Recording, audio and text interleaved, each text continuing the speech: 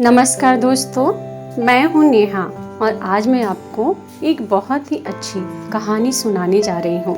आशा करती हूँ कि आपको ये कहानी ज़रूर पसंद आएगी। मेरा नाम पूजा है। मेरी पढ़ाई खत्म होने के बाद मेरे पापा ने मेरी शादी के लिए लड़की को देखना शुरू कर दिए थे।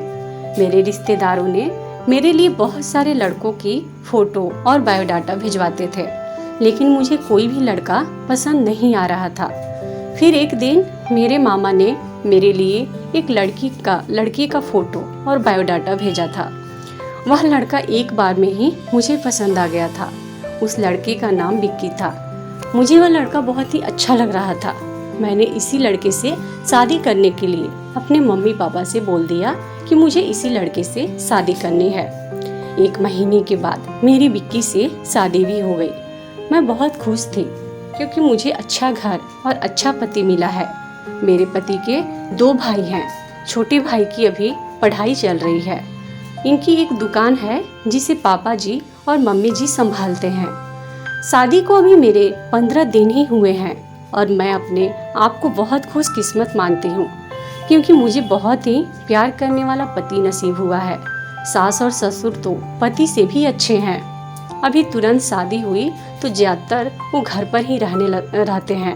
दुकान अभी पापा और मम्मी ही संभाल रहे हैं। शादी को अब 1 महीना हो गया था।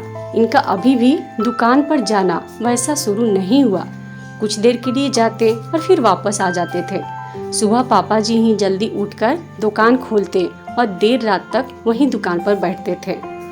मम्मी जी ने उनके लिए खाना ले जाया करती थी। यह दिन भर मेरे पीछे ही घूमते रहते थे। मैंने उन्हें बोला कि अच्छा नहीं लगता, अब आप रेगुलर दुकान पर जाना शुरू कर दीजिए, वरना पापा मम्मी कहेंगे कि मैंने आपको कंट्रोल कर रखा है। उन्होंने बोला ऐसा कुछ नहीं होगा, उस सब बातें तुम मत सोचो। एक दिन हमारे कमरे की नल की टंकी खराब हो गई तो हमारे बाथरूम में पानी नहीं आ रहा था, तो मुझे नहाने के लिए हॉल के बाथरूम में जाना पड़ा। मेरे पति तब सो रहे थे। बाथरूम में नहाने गई। कुछ ही सेकेंड बाद वो भी उठकर दरवाजे के बाहर आ गए और बाहर से ही मुझे आवाज़ देते हैं बोले, पूजा तुम अंदर हो? मैंने बोला हाँ। अपने रूम में पानी नहीं आ रहा था इसलिए मैं बाहर आकर नहा रही हूँ। फिर जब तक मैं नहाकर वापस नहीं आई तब तक वो दरवाजे के बाहर ही खड़े रहे। ऐसा वो रोज करने लगे। एक दिन तो बाथरूम में नहा रहे थे तब कुरियर वाला आया। कोई था नहीं तो मैं रिसीव करने के लिए दरवाजे पर गई। मैं अभी उससे बात कर ही रही थी कि यह बाथरूम से टॉवल में ही भाग कर आए। आते हुए मुझे जोर से कहते हैं कि तुम अंदर जाओ। फिर उसके जाने के बाद किचन में आकर मुझसे कहते हैं कि इस तरह अनजान आदमी से बात करना सेफ नहीं है, तुम ध्यान रखा करो। फिर इसके बाद मैंने कई बात ऐसी देखी, जब हम बाहर जाते थे तब वो मुझे इधर उधर नहीं देखने देते थे। कहीं खाना खा रहे होते थे तो मेरी नजरें कहाँ है, मैं किसे देखते रही हूँ या देखते रहते थे।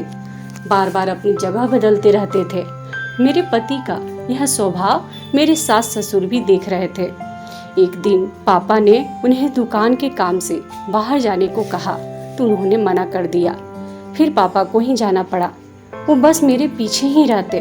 फ़ोन पर किससे बात कर रही हूँ, मेरे फ़ोन में नंबर और मैसेज भी चेक किया करते थे।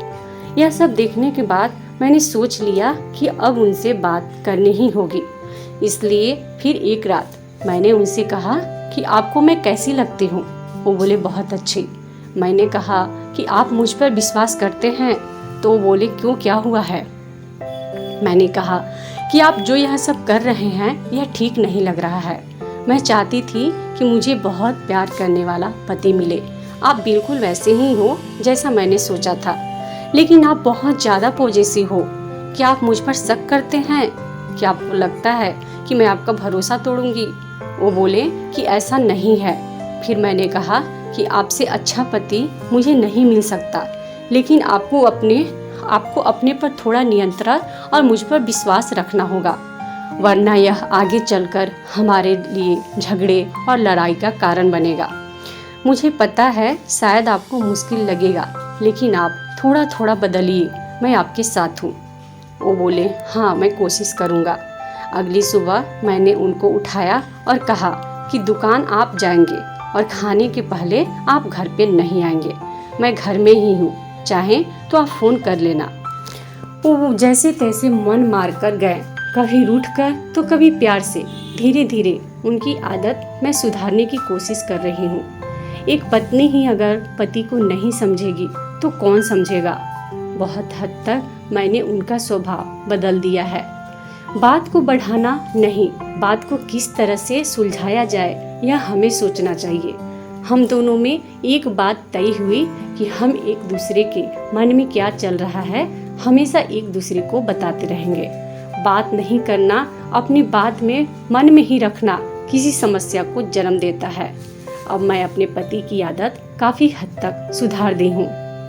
उनको मेरे पर शक रहता था कि मैं किसी अजनबी लड़के की तरफ देखूंगी तो कहीं मुझे उससे प्यार ना हो जाए, या कोई अजनबी लड़का अगर मेरी तरफ देखेगा तो वह मुझे अपने प्यार के जाल में नहीं फंसा ले। मेरे पति को इस बात का डर रहता था कि मैं अगर किसी की तरफ देख लूंगी तो उसके साथ मैं प्यार ना कर बैठूं। इसलिए उनके मन में यह सारी डर निकालने के लिए मैंने उनको बहुत समझाया कि आपको मुझ पर भरोसा करना ही होगा, क्योंकि भरोसे पर ही रिश्ते की डोर टिकी होती है। इसलिए आप मुझ पर भरोसा रखिए। मैं ऐसा कोई भी कदम नहीं उठाऊंगी जिसका आपके मन में डर है। धीरे धीरे मेरे पति विक्की को मेरे ऊपर भरोसा हो गया और अब मेरे पति किसी अजनबी से बात करने के लिए मुझे मना नहीं करते थे, क्योंकि अब उनके मन से वो डर निकल गया था जिसके वजह से वो मुझे सबसे दूर रखना चाहते थे। और हम दोनों अब बहुत खुश रहने लगे हैं। दोस्तों, रिश्ता कैसा भी हो, कोई भी रिश्ते में भरोसे होना बहुत ही ज़रूरी होता है। चाहे वह रिश्ता भाई बहन का हो, माता पिता का हो, बाप बेटे का हो, माँ बेटे का हो या पति पत्नी का हो, किसी भी रिश्ते में भरोसा बहुत मायने रखता है। तो आपका भी कर्तव्य बनता है कि अगर आपका कोई भी अपना आप पर भरोसा करता है तो आप उनके भरोसे को तोड़ना नहीं चाहिए। तभी आपके रिश्ते बहुत ही ज़्यादा मजबूत बनेंगे। दोस्तों, आपको ये कहानी कैसी लगी हमें कमेंट बॉक्स में ज़रूर बताएं। और दोस्तों, अगर आपको ये कहानी अच्छी लगी हो तो इस वीडियो को लाइक करें और अपने दोस्तों के साथ शेयर जरूर करें। और इसी तरीके की अच्छी अच्छी कहानी की वीडियोज देखने के लिए हमारे इस चैनल को सब्सक्राइब करके घंटी के बटन को दबाना बिल्कुल भी नहीं भूलें। धन्यवाद दोस्तों।